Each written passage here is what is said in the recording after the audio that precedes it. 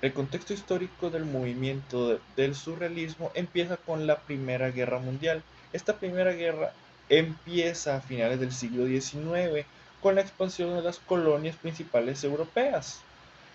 Estas repartieron lo que serían las tierras de toda África. Para evitar rivalidades económicas, intentaron mantener un equilibrio de poder en el continente.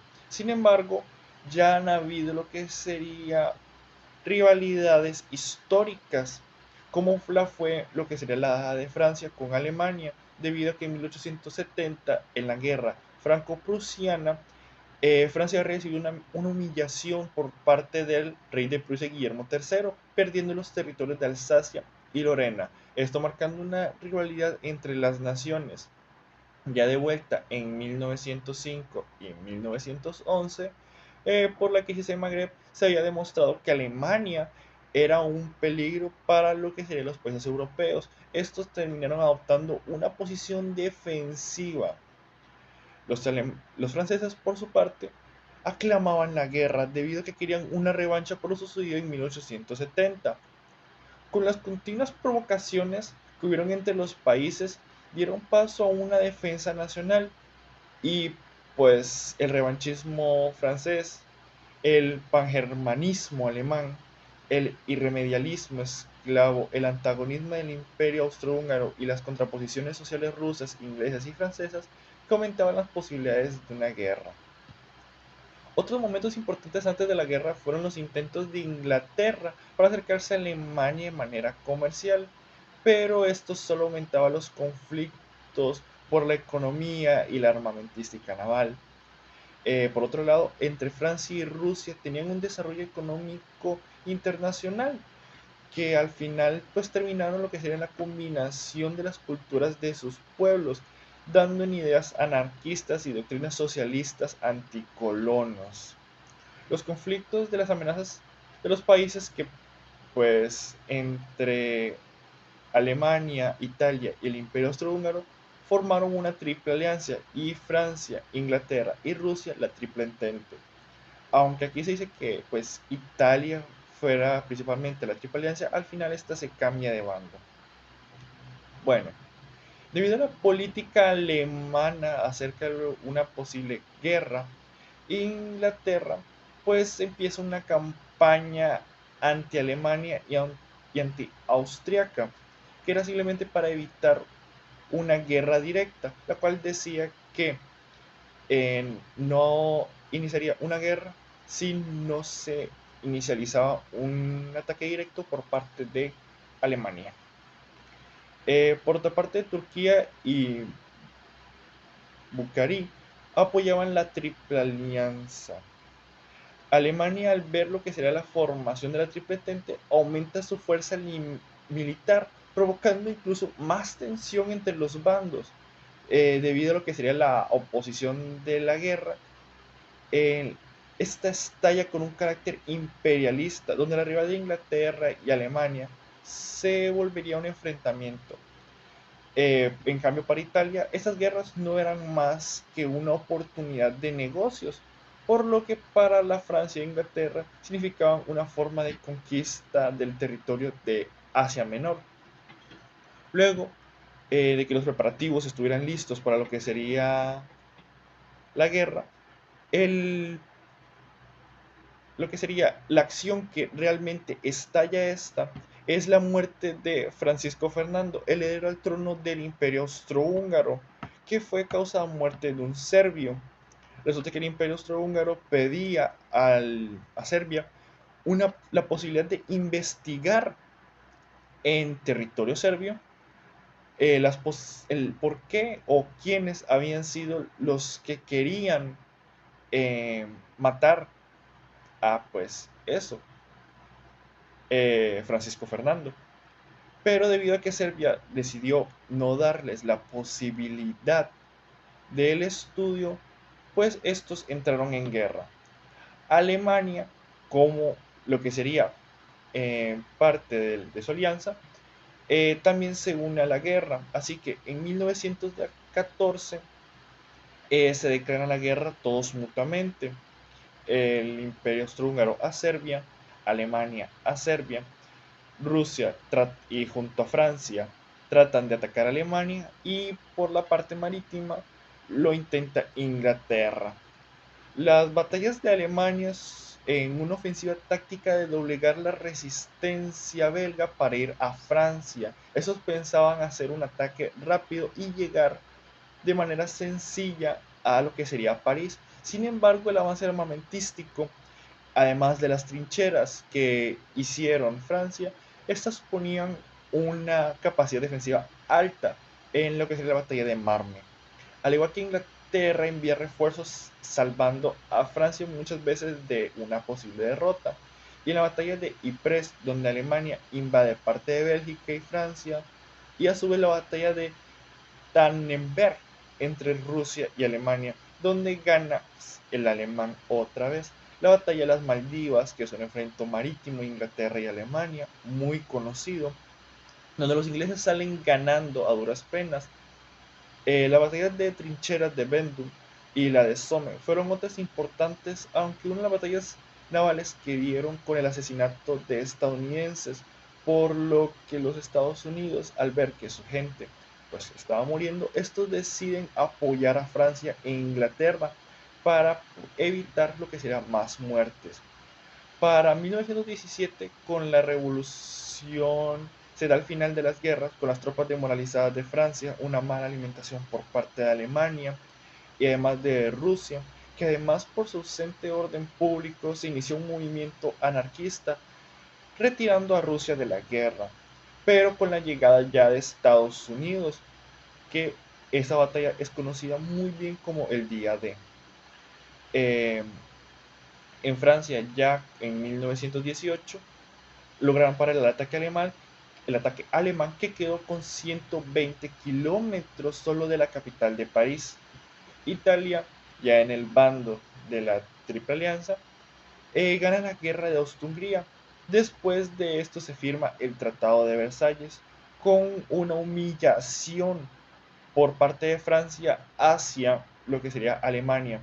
Esto da como por ejemplo en un una posibilidad económica de Francia altísima en lo que sería después los años 20 y 30. Ese tiempo, pues, hubo un gobierno que eran de partidos principalmente derechistas, con apoyos de empresarios y comerciantes.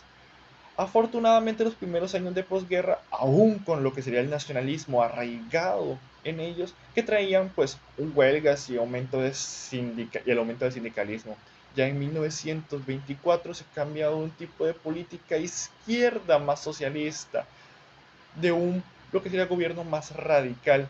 Este, sin embargo, fue juzgado de mala manera por sus ideas de la separación del Estado de la Iglesia y principalmente el problema de la crisis económica de 1926 que no pudieron solucionar.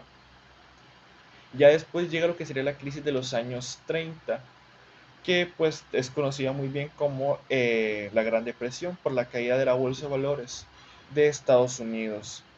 Esta pues obviamente genera desastres económicos a nivel mundial, aunque se ve principalmente la situación económica siempre de Estados Unidos o de Inglaterra. Preferimos lo que sería basarnos en la economía francesa, ya que es de ahí donde viene el movimiento del surrealismo. Pues ya con los daños, sabemos que con los daños hechos de la guerra, Francia, pues sí se pudo recuperar de lo que sería ya posguerra. De hecho, incluso tuvieron un aumento hasta o sea, un crecimiento económico de hasta el 4% por año. Esto al menos desde por 1929 hasta 1930. Sin embargo, esto cambiaría en 1931 con lo que sería la libra esterlina devaluándose. Los economistas de Francia de esa época, debido a que aún tenían cierta forma de pensar arraigada de lo que sería la antigüedad, estos subestimaron lo que sería la crisis económica, pensando que sería una crisis clásica que se podría solucionar simplemente dejándola pasar. Esto obviamente no fue lo que sucedió.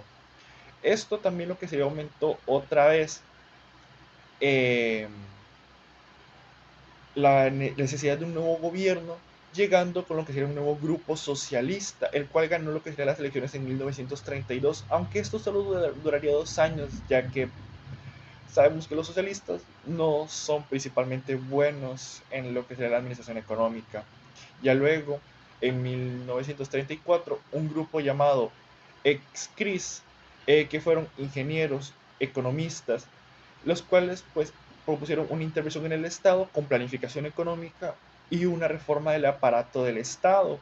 Esto sí generando un cambio a mejor. Ya para el estilo de vida de lo que sería Francia, a pesar de que no encontré mucha información, de lo que podría decir es que, por ejemplo, la vida de Francia en lo que serían las primeras décadas de los años 20, bueno, del siglo XX, eran relativamente relajadas, ya que pues había muchos aires de creatividad y tolerancia, se reunían lo que serían artistas de todos los lugares de los países, huyendo pues de pues el mercado que pues pasaba malos momentos. Estos artistas venían con el propósito de, pues eso, huir de los intelectuales. Además de que en su tiempo, al parecer, debido a que hubo una especie de movimiento anti-alcohol por parte de Estados Unidos, pues el consumo de alcohol en Francia se volvió muchísimo más alto. El consumo de drogas se había normalizado ligeramente, las fiestas iguales aumentaron, así que el vivir la vida al límite era como un lema no escrito. Por parte de la moda, pues debido a que la llegada de varios artistas, la transformación de la imagen femenina fue muy clara, ya que pasamos de la vestimenta pegada, los corsets y los vestidos de aquella época a una ropa más holgada, relajada, con el uso de faldas que mostraban más piel, pijamas para mujer, aunque la vestimenta del hombre no cambiara tanto.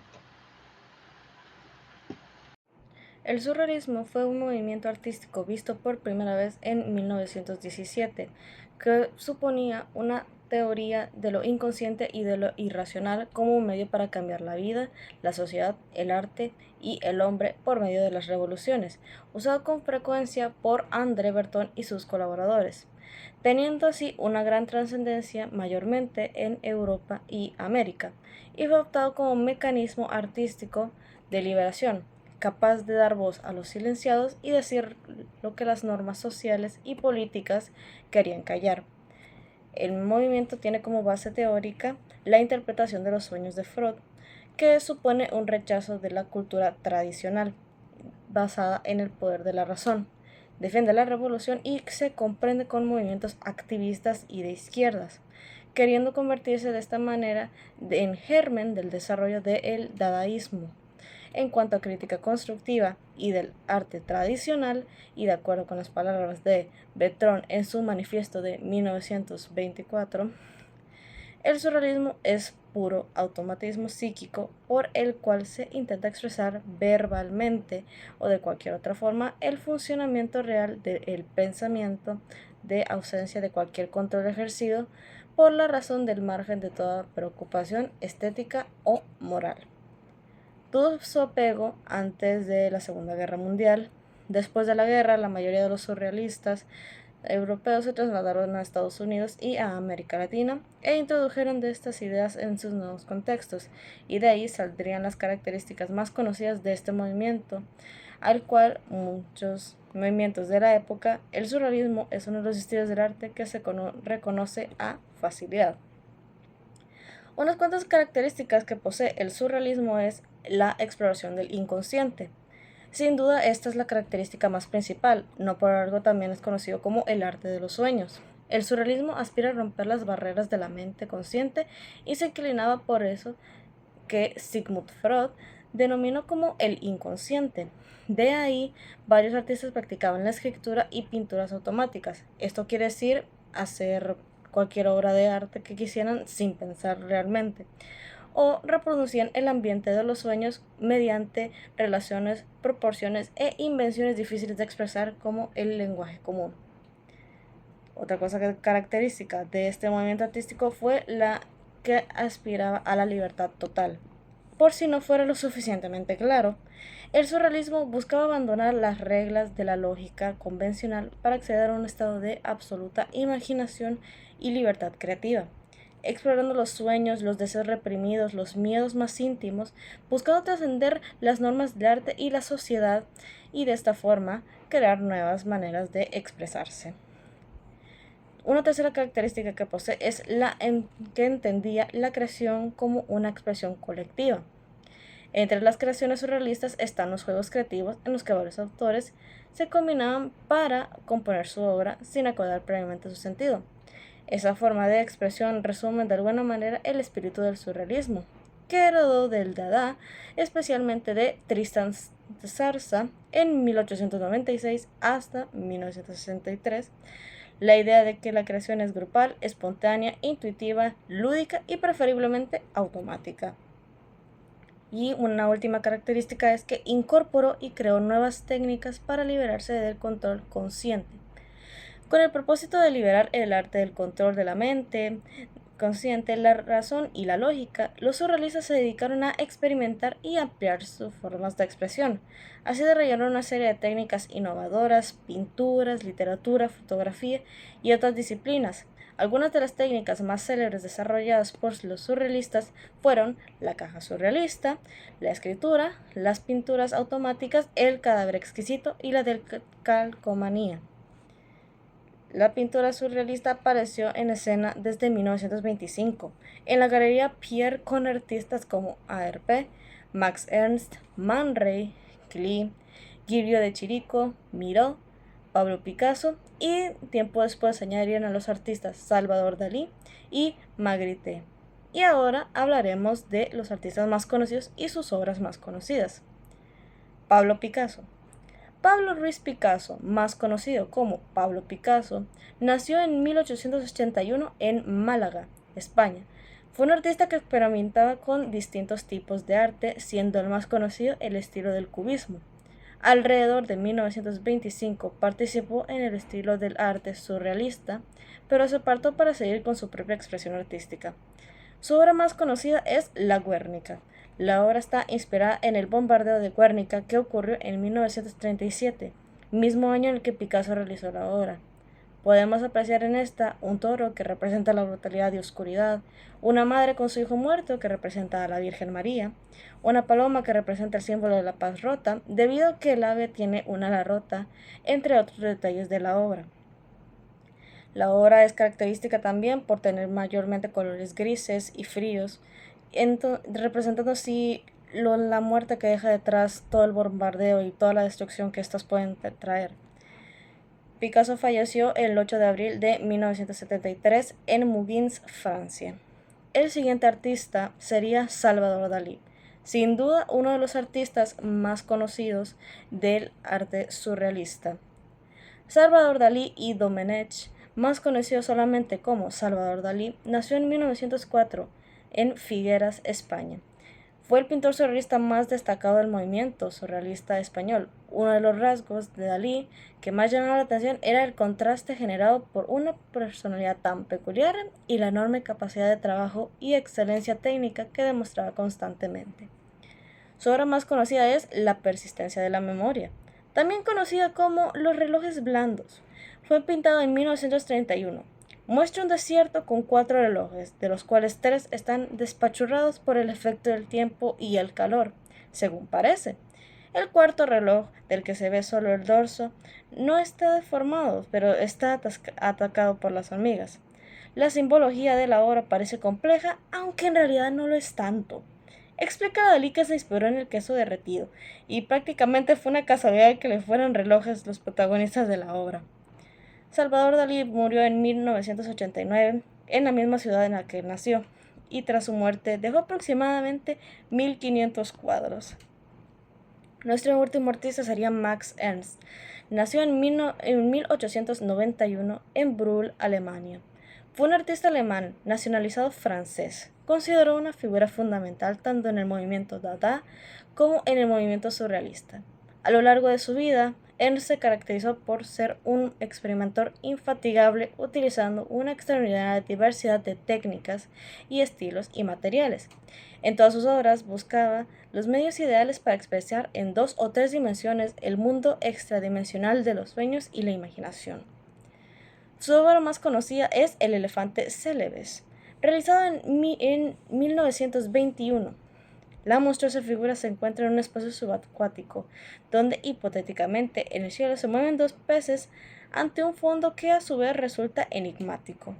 El animal representado recuerda a un elefante solo por su cuerpo redondo y la trompa provista de un puño a la que dotó una cabeza con cuernos y colmillos. Ernst falleció en París, Francia, su legado dejando lo característico de sus técnicas de collage, su manera de explotar la mente humana y su adopción del automatismo desbloquearon nuevas avenidas para la expresión artística, marcando un antes y un después en el surrealismo. También podemos mencionar que Ernst también buscaba materiales para darle más textura a las obras de arte que él hacía. Y eso sería todo. Ahora los dejo con cualquier dato que de mi compañero. Muchas gracias.